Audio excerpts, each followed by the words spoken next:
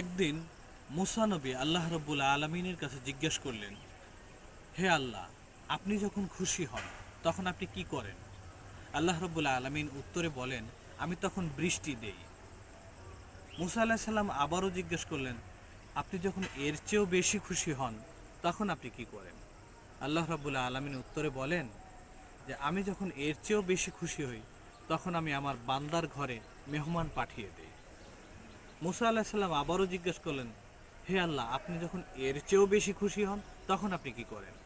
আল্লাহ রাবুল আলমিন উত্তরে বললেন, আমি যখন অতিরিক্ত খুশি হয়ে যাই বান্দার প্রতি তখন আমি তার ঘরে কন্যা সন্তান দান করে দিই। সুবহান আল্লাহ বিহামদিহি। বাস্তবতা হলো, এই তিনটি জিনিস আল্লাহ রাব্বুল আলামিন আমাদেরকে খুশি হয়ে দান করেন। আর এই তিনটি যখন আমরা পাই বা প্রাপ্ত হই তখন আমাদের মুখটা ছোট হয়ে যায়, মলিন হয়ে যায়, মন খারাপ হয়ে যায়। এটা ঠিক নয়। আল্লাহ রাব্বুল আলামিন যেটা যেভাবেই আমাদেরকে দান করুন এর উপরেই শুকরিয়া আদায় করতে হয়। আর এই শুকরিয়ার মধ্যেই হলো কল্যাণ।